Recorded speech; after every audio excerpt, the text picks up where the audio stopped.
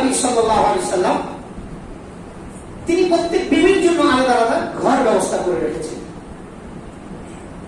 আল্লাহ তাআলা সূরাতুল হুজুরাত নাযিল করেছেন একটা বড় প্রেক্ষাপট নিয়ে। রব্বুল আলামিন বলেন সূরাতুল হুজুরাতের শুরুতে প্রথম তিনটি আয়াতে কারিমা একটা প্রেক্ষাপট, পরের দুটি আয়াতে কারিমা আরেকটা প্রেক্ষাপট। আমরা জানি না যে আজকে 5টা আয়াতের আলোচনা করতে পারবো কিনা, অল্প সময় আছে, অল্প সময়ে যতটুকু পারি ইনশাআল্লাহ করব। আল্লাহ পাক তৌফিক দান করলে ইনশাআল্লাহ আমি জুমা আবার পড়াবো। আল্লাহ তাআলা বলেন ইয়া আইয়ুহাল্লাযীনা আমানু লা তুকদ্দিমু বাইনা ইয়াদাইল্লাহি ওয়া রাসূলিহি ওয়াত্তাকুল্লাহ ইন্নাল্লাহা সামিউন আলীম। ইয়া আইয়ুহাল্লাযীনা আমানু লা তারফাউ আসওয়াতাকুম ফাওকা সাওতিন নাবিয়্যি ওয়া লা তাজহারু লাহু বিল কওলি কাজহরি বা'দিকুম লিবা'দিন আন তাহবাত আ'মালুকুম ওয়া আনতুম লা তাশউরুন। ইন্নাল্লাযীনা ইয়াগুদ্দুনা আসওয়াতাহুম 'ইনদা রাসূলিল্লাহ উলাইকা আল্লাযীনা ইমতাহানা আল্লাহু কুলুবাহুম লিত্তাকওয়া লাহুম মাগফিরাতুন ওয়া আজরুন 'আযীম। আল্লাহ তাআলা রব্বুল আলামিন বলেন ইয়া আইয়ুহাল্লাযীনা আমানু, হে ঈমানদারগণ, লা তুকদ্দিমু, আগে বেরিও না, কার থেকে? বাইনা ইয়াদাইল্লাহি ওয়া রাসূলিহি, তোমরা আল্লাহ এবং রাসূলের হুকুম আহকাম থেকে তোমরা আগে বাড়িও না। আল্লাহু আকবার। আল্লাহ তাআলা বলেন ইয়া আইয়ুহাল্লাযীনা আমানু, হে ঈমানদারগণ, লা তুকদ্দিমু বাইনা ইয়াদাইল্লাহি ওয়া রাসূলিহি ওয়াত্তাকুল্লাহ ইন্নাল্লাহা সামিউন আলীম। রব্বুল আলামিন বলেন হে ঈমানদারগণ, তোমরা আল্লাহ এবং রাসূলের হুকুম পাওয়ার আগে তোমরা কোনো নিজেদের মতামতকে ব্যক্ত করো না। ওয়াত্তাকুল্লাহ ইন্নাল্লাহা সামিউন আলীম। ঘটনা ঘটেছিল এই যে বনি তামিম নামক এক গোত্রের লোকজন মদিনাতে আসলো। তারা প্রথমবার এসেছে, ইসলাম কবুল করে তারা এসেছে। ইসলামিক শিষ্টাচারগুলো তাদের জানা ছিল না। তো তারা আসার পরে তারা তাদের একজন আমির নিয়োজিত করতে হবে। ইসলামিক শরিয়াতে একটা বড় থিম হচ্ছে যেখানে যে কজন মুসলমান আছে তারা ওই সে কজন মুসলমান একজন আমিরের হাতে বায়াত নেবে। এটা ইসলামিক শরিয়াতে।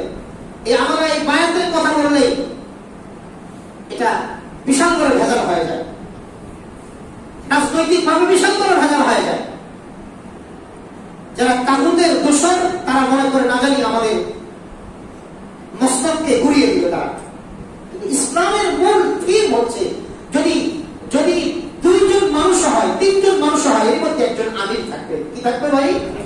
কথা বলেন, কি থাকবে? আমির। সভাপতির ব্যবস্থাপনা ইসলামে নাই। ইসলামের ব্যবস্থাপনা হচ্ছে আমির। সে ব্যবস্থাপনা বলেন আমির। ইসলামী হুকুমতের ব্যবস্থাপনা থাকবে আমির, আমিরুল মুমিনিন। আমিরুল মুমিনিন নামে যে কথাটা শুনেছেন না? আমিরুল মুমিনিন আবু বকর ইবনে কুহাফা, আবু বকর ইবনে কুহাফা। আমিরুল মুমিনিন ওমর ইবনে খাত্তাব রাদিয়াল্লাহু তাআলা। তো বনি তামিম গোত্রের লোকেরা শুধু তারা একজন আমির তাদের দরকার। রাসূলুল্লাহ সাল্লাল্লাহু আলাইহি ওয়াসাল্লাম যাকে মনোনীত করবেন সেই আমির হবে। তো এই আমির কে হবে এ ব্যাপারে আবু বকর রাদিয়াল্লাহু তাআলা এবং ওমর রাদিয়াল্লাহু তাআলা উভয় বিষয়টা জানতে পারলেন যে তারা একজন আমির নিয়োগ দেওয়ার ব্যাপারে এসেছে। তাদের গোত্রের যে আমির থাকে, লিডার থাকে, সেই লিডারের মতামতেই যেন সবাই চলতে পারে। ইসলামী হুকুমতের লিডারশিপ, আমিরের ব্যবস্থাপনা, যে আমির যারা একবার বানাইছে, যারা একবার আমির বানাইছে তারে আর আমিরত্ব থেকে তারে তার ওকনা কন্যা বাচ্চা কাচ্চা নাতি পুতি ধুতি যা আছে সবগুলো খালি আমির বানাইতে হবে, এরকম কোন পদ্ধতি ইসলামে নাই। কথা বলেন, এরকম কোন পদ্ধতি ইসলামে নাই। আমির সাহেব উল্টা পাল্টা করছে, একবার ওয়ার্নিং, 2বার ওয়ার্নিং, 3বার একটা দিলে আমিরগিরি বাদ। ভাই কথা বুঝাইতে পেরেছি? ইসলামে এরকম অটো আমির সাদ সাহেবের মধ্যে একবার আমির হয়েছে তো হয়েছে, আর হেরে আমির থেকে কেউ খেলাইতে পারবে না, এরকম কোন আমিরের কোন পদ্ধতি ইসলামে নাই। এরকম কোন আমিরের পদ্ধতি। আপনারা ইমাম পাল্টান না? কথা বলেন, খতিব পাল্টান না? আমাদের সমাজে পাল্টাই না ভাই? ইমাম খতিবও তো অন্যায় করতে পারে, অন্যায় করতে পারে না? দক্ষিণকালে ঘটনা শুনছেন? হ্যাঁ, আপনারা তো হুজুর খালি অন্য মানুষের কথাই কয়, এখন নিজের কথা কয় না। ইমাম খতিব যে কোনো মুহূর্তে পদস্খলিত হতে পারে। আমি যে কোনো মুহূর্তে পদস্খলিত হতে পারি। যতক্ষণ হকের উপরে আছি আমাকে মানা যাবে। আমাকে মানার অর্থ তো কোরআন হাদিস মানব।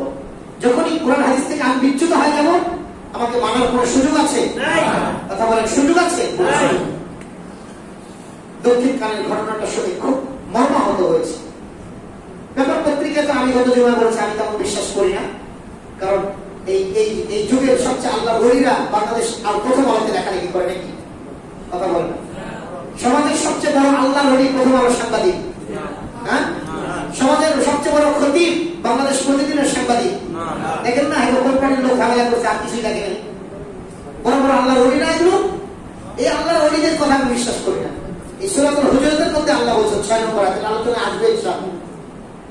পত্রিকায় অনেকগুলো কথা লিখেছে, কিন্তু আমার ভিতরে একটু ডাউট ছিল যে একটা বয়োবৃদ্ধ মানুষ, 55-60 বছরের মতো মানুষ, 33 বছরের ইমাম, একটা যুবক 28-30 বছরের একটা যুবককে কিভাবে হত্যা করে একা? এটা আমি কনফিউজ ছিলাম। তো আলহামদুলিল্লাহ, ভাই আজকে ফজরের পরে আমি খবর পেয়েছি দক্ষিণখান ওই মসজিদের একেবারেই 2-3 মিনিট বা 5 মিনিট হবে আমার সেবকের মসজিদ। আমার সেবক যেখানে জমা করে সেখানে ওই মসজিদ থেকে পাশ। তো আমার এই বাচ্চাদের মামা ওই খবর নিয়েছে, সরজমিন থেকে ও খবর নিয়েছে। ঘটনাটা কিছু আংশিক বাস্তব, বাকিটা বানানো। তবে এখন এটাও আল্লাহ পাক ভালো জানে, যখন দুইজনের ব্যক্তির মাঝে কোনো ঘটনা ঘটবে আল্লাহ পাক ভালো জানে, আমরা জানি না। ইমাম যেটা বলেছে, মসজিদ কমিটি, মসজিদের লোকজন যেটা বলেছে, যে ওই ইমাম সাহেব আপনার ওই যে ছেলেটা জাফর না কি যেন নাম, কি নাম, আজহার যে লোকটি, এই লোকটি বাড়িতে ইমাম সাহেব নাকি পড়াইতে যাইতো। যাক, মানবীয় দুর্বলতায় বাড়িতে পড়াইতে যাইতে যাইতে তার বিবির সাথে একটা সম্পর্ক গড়ে উঠছে। আল্লাহ ভালো জানেন। এটা মানে কিছু জিনিস মাঝে মাঝে বোঝা আসে না। সেটা হচ্ছে আমার বয়স 55 থেকে 60, ওই আজহারের স্ত্রীর বয়স 22 বছর লিখেছে পত্রিকায়। তো এমন একটা মিস আন্ডারস্ট্যান্ড হয়েও যেতে পারে। যেমন আমাদের দেশে বড় সেলিব্রিটিরও হয়েছে, তাই না? হুমায়ুন আহমেদ সাহেবের, ওনারও তো হয়েছে দুর্ঘটনা। মেয়ের বান্ধবীদেরকে বিয়ে করেছিলেন, বিয়ে করার পর আর কোনো কথা রাখে না। আগে কি করছে আল্লাহ পাক ভালো জানেন। বাকি বিয়ে করা হয়ে গেলে আমরা শুধু বিয়েটাই দেখবো, উনি বিয়ে করেছে। তো এটা আমরা এই জন্য আগে বারবার বলেছি যে বড় হুজুর আল্লাহ ওলি আর কাবা শরীফের ইমাম ঘরে রয়ে আছে, বিবিরে দিয়ে খেদমত দিয়েন না, বিবিরে দিয়ে খেদমত দিয়েন না। কারে দিয়ে খেদমত দিয়েন না? কথা পাই না, দিবেন নাকি আপনারা? জোরে কর দিবেন না। বিবি যুবতী মেয়েকে দিয়ে খেদমত দিবেন তাদেরকে? মানে খেদমত বলতে আমি বলছি যে খাবারটা পরিবেশন করা, চাদরটা তার সামনে বিছাই দেওয়া, যেটা তো যুবতী মহিলাদের দরকার নাই ভাই। আপনার ঘরে যদি আপনার ইমাম সাহেব, আপনার মুয়াজ্জিন সাহেব একান্ত আপনার বাসায় গিয়ে পড়ায়, তাহলে আপনার বিবি, বাচ্চা, যারা মেয়ে মহিলা আছে, যুবতী, কাজের যুবতী মেয়েটা, এদের সামনে তো আমার দরকার নাই ভাই। যে কোনো মুহূর্তে শয়তান, যে কোনো মুহূর্তে মানুষকে পদস্খলিত করে দিতে পারে। শয়তান মুহূর্তের মধ্যে পদস্খলিত করতে পারে, এই কথাটা আমি বারবার বলছি। আপনি কারো ব্যাপারে, একটা মানুষ মৃত্যু হওয়ার আগ পর্যন্ত কারো ব্যাপারে 100% লোকটা ভালো, এর কখনো খারাপ হবে না, এই কথা বলার কোনো সুযোগ নাই। আমরা ঈদের দিনে বলেছি ইহদিনাস সিরাতাল মুস্তাকিম। কতদিন পর্যন্ত করতে হবে এটা? কতদিন পর্যন্ত? মৃত্যু পর্যন্ত। তা আল্লাহ তো এটাই বলছে ইহদিনাস সিরাতাল মুস্তাকিম, আল্লাহ হেদায়েত দাও। আমি কি হেদায়েত থেকে বাইরে গেছি? আল্লাহ কয় না, হেদায়েতের উপরে আসুন, যে কোনো মুহূর্তে পদস্খলিত হয়ে যেতে পারো। ফজর পড়ছো, ইহদিনাস সিরাতাল মুস্তাকিম দিয়ে সূরা ফাতিহা পড়ছো, জোহরের আগে তুমি শেষ, জোহরের আগে তুমি কি ঝামেলা করে যেতে পারো, হেদায়েত থেকে দূরে চলে যেতে পারো। সেটা আমি খতিব, আমি হতে পারেন, আপনি হতে পারেন ইমাম, পৃথিবীর যে কোনো মানুষ হতে পারে কাবার ইমাম। এজন্য আমরা মানুষদেরকে অবশ্যই বিশ্বাস করব। তবে বিশ্বাসের অর্থ এটা নয় দরজা খুলে দিয়ে তারা কি করব? বিশ্বাস করব। দরজাকে বন্ধ করে আমরা কি করব? ঘরের দেয়াল উঠে বিশ্বাস করব। মনে থাকবে তো ইনশাআল্লাহ। তো ওই আজহার সাহেবের বিবির সাথে নাকি তার সম্পর্ক। তো আমাকে যে আমার শ্যালক যেটা বললো, আমরা যেটা পত্রিকায় দেখেছি যে আজহার সাহেবের সাথে ওই আজহার সাহেবের বিবির সাথে ইমাম সাহেবের সম্পর্ক হয়েছে। পরে যাক ইমাম সাহেব তাকে নিষেধ দিয়ে, আজহার সাহেব ইমাম সাহেবকে নিষেধ করছে গল্প করবেন না। পরে ঈদের আগে দিয়ে বাড়িতে চলে গেছে আজহার সাহেব তার বিবির বাচ্চাকে নিয়ে। পরে নাকি ঈদের পরে ইমাম সাহেব আজহার সাহেবকে নাকি আবার ডাকছে, ডেকে পরে নাকি তার ঘরে নিয়ে পরে তাকে হত্যা করছে, যেটা পত্রিকায় লিখেছে। ঘরে নিয়ে হত্যা, ছুরি দিয়ে হত্যা করে আপনার পরে টুকরা টুকরা করছে। আমার শ্যালক যে খবরটা দিল সরজমিনে, সে বললো যে ভাই বিষয়টা হচ্ছে যে ইমাম সাহেব বললেন যে আজহার সাহেবের তার বিবির সাথে কোন একটা ঘটনা দুর্ঘটনা যেটা হয়েছে, আজহার সাহেব নাকি এই তার বিবিকে দেশে রেখে এসে এই সময়টাতে সে গার্মেন্টসে কাজ করে, সেখানে এসেছে। আসার পরে ইমাম সাহেবের রুমে নাকি গেছে, যাওয়ার পরে তার সাথে কথা কাটাকাটির এক পর্যায়ে নাকি আজহার সাহেব প্রথমে ইমাম সাহেবকে মারছে। তো ইমাম সাহেবকে মারছে, ইমাম সাহেবও ধস্তাধস্তি করতে গিয়ে তার মাথার যে কোনো একটা সেন্সিটিভ জায়গায় লেগে গেছে, পরে আজহার সাহেব মারা গেছে।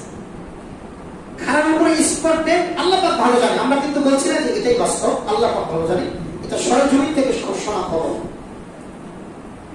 তো ইমাম সাহেব যদি এতটুকু সত্য হয়, তাহলেও আমাদের দেশে বিচার ব্যবস্থা যেহেতু অনেক উন্নত, এটা নিয়ে অনেক প্যারা আছে। বাকি কথা হচ্ছে এতটুকু সত্য হলে কিন্তু এতটুকুতেই যদি ইমাম সাহেব ক্ষান্ত হয়ে যেতেন, মারা গেছে, আর এটা ইমাম সাহেবের কিন্তু ঘর মসজিদের কামরা, কার কামরা? আজহার সাহেবের বাসা নয়, এখানে ইমাম সাহেবের প্লাস পয়েন্ট ছিল। ঠিক আছে, মারা গেছে, আমি মসজিদ কমিটিকে ফোন দেই, আমার মহব্বতের যারা তাদেরকে ফোন দেই, ভাই এই লোকটা কিন্তু আমার সাথে গ্যাঞ্জাম করতে গিয়ে, এই লোকটা হাতাহাতি হতে গিয়ে উল্টা ভাবে লেগেছে, লোকটা মারা গেছে। কিন্তু আল্লাহ পাক ভালো জানে ওনার হয়তো কোনো পাপ ছিল, আল্লাহ আমাদের মাফ করেন, আল্লাহ আমাদেরকে হেফাজত করে দেন। আমি বলেন সবাই আমি কানে ধরেন, একটু কানে ধরেন। কোন সময় কোন মুহূর্তে বিপদে পড়ে যায় ভাই, আল্লাহ তুমি আমাদের উপরে রহমতের দৃষ্টিতে তাকাও। আল্লাহ আল্লাহ আমাদের উপরে মৃত্যু পর্যন্ত রহমত নাযিল করো। আমরা আমাদের উপরে তুমি আমাদের উপরে ছেড়ে দিও না আল্লাহ, তোমার রহমতের কোলে আমাদেরকে জড়ায় রেখো। আমরা শিক্ষা নিব ইনশাআল্লাহ। হাত নামের সময় কোথায়, এটা বড় বিষয়। কোন সময় কখন কি হয়ে যায় আমাদের আল্লাহ পাক ভালো জানেন। ইমাম সাহেব যেটা সবচেয়ে বড় অপরাধ করছে, এতটুকু পর্যন্ত আল্লাহ পাক ভালো জানে। ইমাম সাহেব নিজে বাঁচার জন্য হয়তো ঘটনাটা বানাইতে পারে, এটাও হতে পারে। আবার উনি অ্যাগ্রেসিভ হয়ে আজহারও প্রথমে মারতে পারে, এটাও হতে পারে। কিন্তু সর্বশেষ ইমাম সাহেব আজহারকে, ইমাম সাহেবের যে কোনো একটা ইচ্ছায় হোক অনিচ্ছায় হোক মারা গেছে।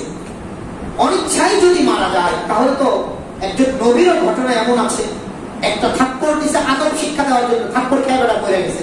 মুসা আলাইহিস সালামের ঘটনা আসছে না, কোরআনে এমন ঘটনা আছে। যদি অনিচ্ছায় হয় তাহলে আপনি এই আকামটা করলেন কেন? আপনি কি কাজটা করছেন আপনি বুঝছেন? রাসূল আরবি সাল্লাল্লাহু আলাইহি ওয়াসাল্লাম পরিষ্কার করে বলেছেন, তোমরা কোন মানুষকে যদি কোন যুদ্ধের ময়দানে বা কোনো কারণে হত্যা করতে হয়, তাদের কোনো অঙ্গহানি করবে না। অঙ্গহানি কি করবে না? নাক, কান, হাত, পা এগুলো কাটবে না। এত জঘন্য গুনাহ। একজন মানুষকে মৃত্যু করো, তার যথেষ্ট পরিমাণ তাকে সম্মান দিতে হবে।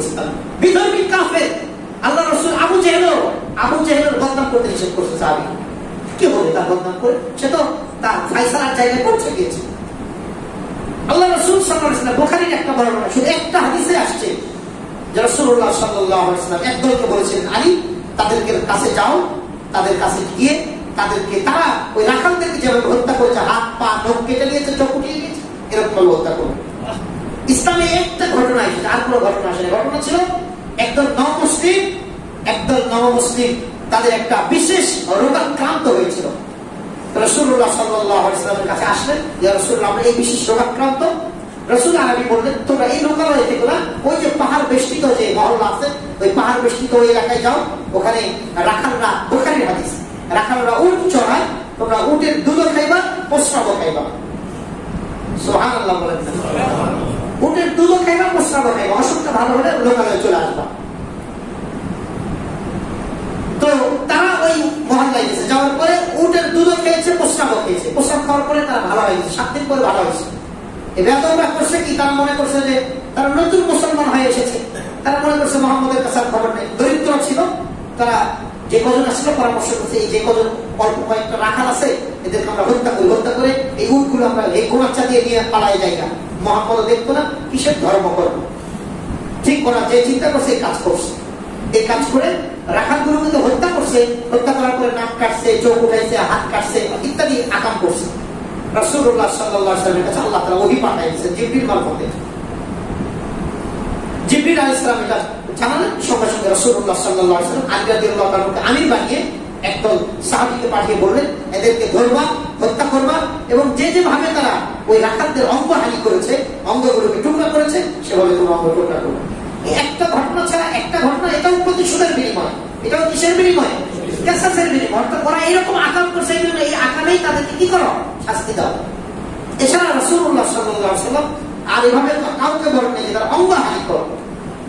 কিন্তু আজহার সাহেবকে ইমাম নামের এই লোক, আমি তাকে তখন আর ইমাম বলতে পারছি না, দুঃখ লাগে, কষ্ট লাগে।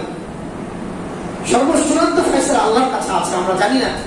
কিন্তু সে যে দুইটা বড় বড় অপরাধ করছে, একটা অপরাধ মানে হত্যাটা তার ভাষ্য অনুযায়ী সে ইচ্ছাকৃত হত্যা করে নেয়, এতটুকু আমরা বিশ্বাস করলাম। কিন্তু আপনি আপনার ভাষ্য অনুযায়ী হত্যা যদি না করেন, এখানে তো আপনার প্লাস পয়েন্ট ছিল, আপনার এখানে এসে আপনার এখানে আজহার সাহেব এসেছে, মারতে এসেছে, এটা বলতে পারতেন আপনি, কমিটিকে জানাইলে যে কোনো ভাবে আল্লাহ একটা ফয়সালা করতেন হয়তো আপনার জন্য, ফেভার একটা ভালো ফয়সালা আসতো। আপনি যে কাজটা করেছেন, মানুষকে 6টা টুকরা করে পায়খানার ট্যাঙ্কিতে ফেলাই দিয়েছেন, এর চেয়ে বড় জঘন্য আপনি যে কাজটা করছেন। আপনি এই পায়খানার ট্যাঙ্কিতে ফেলাই দিয়ে আপনি মনে করছেন যে আপনি বাইচা গেছেন, আপনি আবার 3 দিন বা 5 দিন পর্যন্ত ইমামতিও করেছেন। আস্থার জায়গাগুলো নষ্ট হয়ে যাচ্ছে। সম্মানিত ভাই, আস্থার জায়গা, আমার এটা খুব কষ্ট লেগেছে। আমি একজন ক্ষতি মানুষকে, আমাদের প্রতি এই দেশে এখনো লক্ষ কোটি কোটি মানুষের আস্থার জায়গা একজন আলেম, একজন ইমাম, একজন ক্ষতি। সেই আস্থার জায়গাগুলো যদি আমরা নষ্ট করে ফেলি তাহলে দুঃখজনক। সম্মানিত ভাই, তো আমরা যেটা বলছিলাম, কথা অনেক দূরে চলে গিয়েছে, আমরা আলোচনা শেষ করে দেবো এখনই। যে মূল কথাটা এসেছিল যে রাসূল আরবি সাল্লাল্লাহু আলাইহি ওয়াসাল্লামের সামনে হযরত আবু বকর সিদ্দিক রাদিয়াল্লাহু তাআলা এবং ওমর রাদিয়াল্লাহু তাআলা বনি তামিম গোত্রের আমির কে হবে, এ ব্যাপার নিয়ে তারা একটু বাক বিতণ্ডায় লিপ্ত হয়েছে। আবু বকর রাদিয়াল্লাহু তাআলা একজন বনি তামিম গোত্র সম্পর্কে একটা আইডিয়া ছিল, উনি বললেন যে এই গোত্রের একজন যোগ্য ব্যক্তি আছে, সে হতে পারে, একজনের নাম প্রস্তাব করলেন, পেশ করলেন। ওমর রাদিয়াল্লাহু তাআলা তিনি একজনের নাম পেশ করলেন, আবু বকর একজনের নাম, ওমর একজনের নাম। দুজনই এরকম নাম পেশ করতে করতে একটু উত্তেজিত হয়ে গেলেন। আবু বকর বুঝাইতে চান যে মিয়া ওমর তুমি কি বোঝো, আমি যেটা বলছি এটাই। ওমর রাদিয়াল্লাহু তাআলা বলতেছিলেন যে আপনি কি বোঝেন, আমি যেটা বলছি এটাই রাইট। এভাবে তাদের আওয়াজটা একটু উচ্চ হয়ে গেল। তখন রব্বুল আলামিন এই সূরাতুল হুজুরাত নাযিল করলেন এবং সূরাতুল হুজুরাতের প্রথম 3টি আয়াতে কারিমা নাযিল করলেন যে হে ঈমানদারগণ, তোমরা তোমাদের কোন সিদ্ধান্তকে আল্লাহ এবং রাসূলের আগেই সিদ্ধান্ত দিয়ে দিও না।